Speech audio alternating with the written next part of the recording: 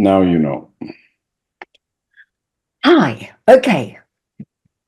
My name is Ruth, and I'm speaking to you from London, the United Kingdom. And I am chatting with my second cousin who lives in LA. And his name is David Youngman. And I live in LA. Anything else? I am Ruth's second cousin. Right. Anything else? Well, are we going to discuss why evil exists? Well, funny you should say that. Because we all know what's going on now in the world. And it brings more to the forefront the fact that there is evil and there is good.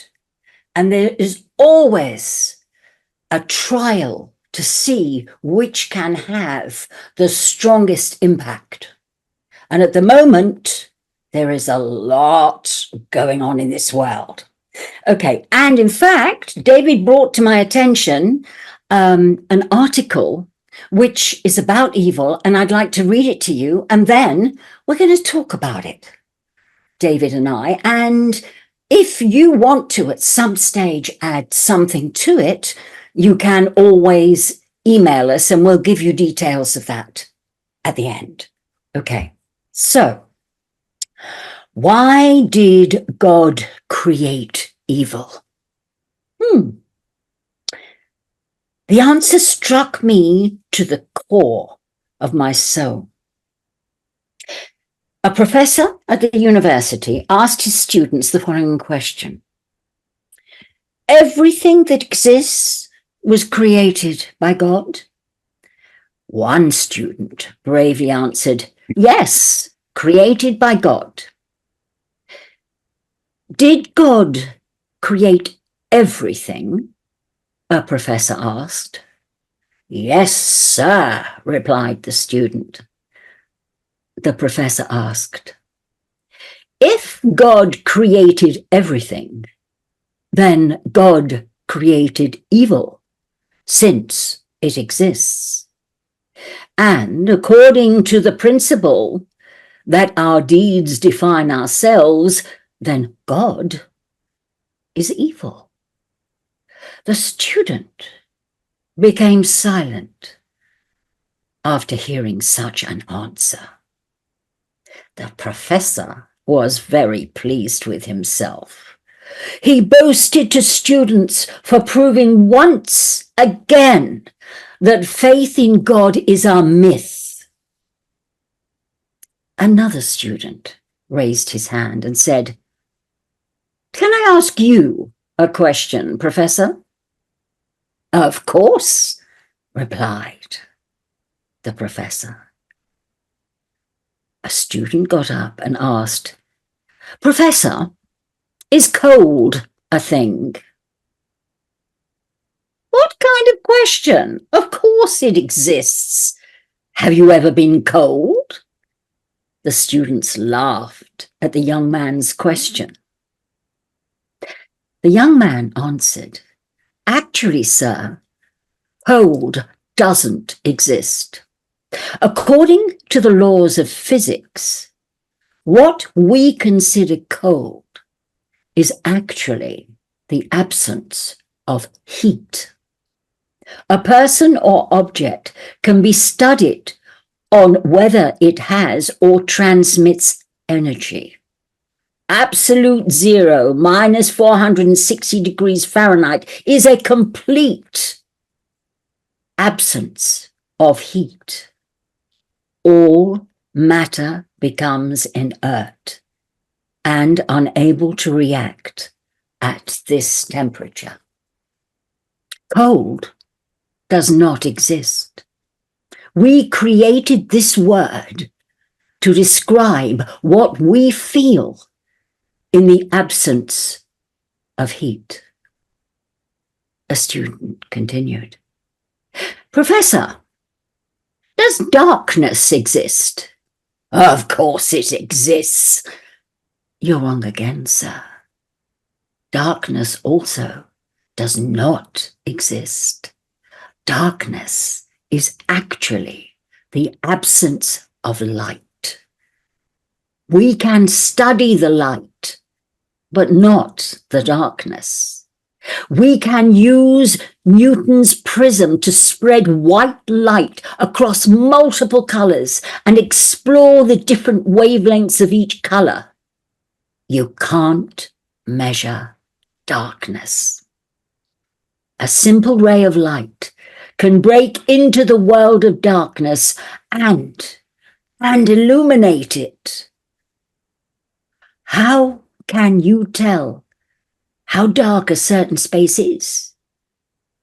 You measure how much light is presented. Isn't it so? Darkness is a term man uses to describe what happens. What happens in the absence of light.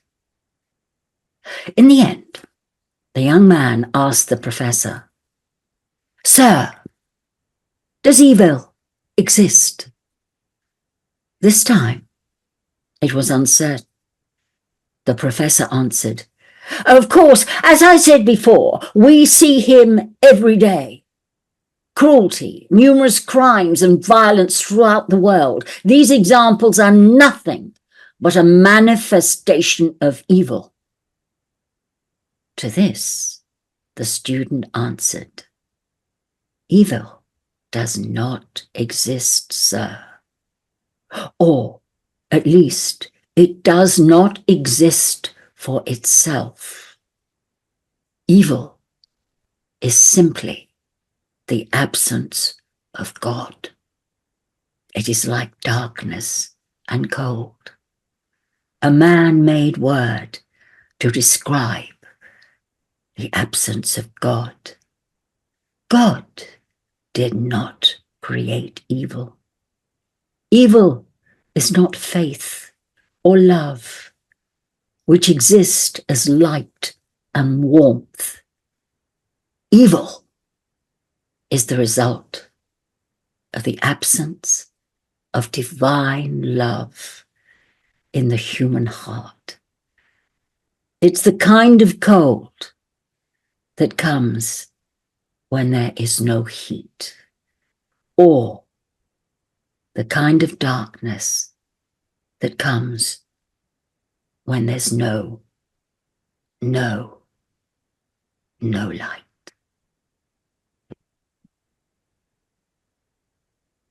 Well, that's an interesting story.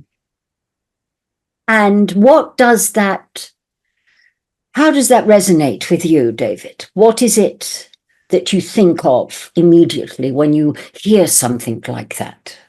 Well, I'd like to take it a step further. I believe that life is a pursuit of happiness. There's no living creature that lives that doesn't want to be happy or satisfied or its tummy full or have a warmth feeling that it belongs and it has everything it needs from nature to be happy. So I think, to me, life is a pursuit of happiness. Can you create the analogy that sadness is the absence of happiness? I suppose it depends whether we believe that sadness is a state of mind that is a constant. In other words, once we become sad, there's no way out, perhaps. Or maybe sadness doesn't just exist for sadness itself. There's a cause, there's an emotion, there's an energy, there's something that needs to be expressed. However, if we go back to evil and it being, as the article said, a lack of light, a lack of love, God's love, a lack of loving oneself. Because let's face it, the most important relationship we will ever have is with ourselves. And when we love ourselves, we can then love others. How do we learn to love ourselves? I suppose the subject is huge. And yet we have to come back and address evil, evil. It's in the world now. There are people who behave in a way that is barbaric, unacceptable, and goes against all the rules, the unsaid, all the rules of humanity and morality. And yet, they are not brought to task. I'm not naming names. So suppose there is a person who is not happy. How do they justify their happiness or sadness to the world? I bid to argue that if they're not happy and they don't know how to make themselves happy, then they will belittle everybody around them to feel less happy than they are. And therefore they can gauge themselves and says, well, I'm happier than that person. In other words, if you cause abuse or distress to another human being or an animal, and you're seeing them distressed, you can argue that, well, I'm happier than them, even though you caused that stress to that other person. And are you suggesting that evil, at the core of evil, perhaps, is unhappiness?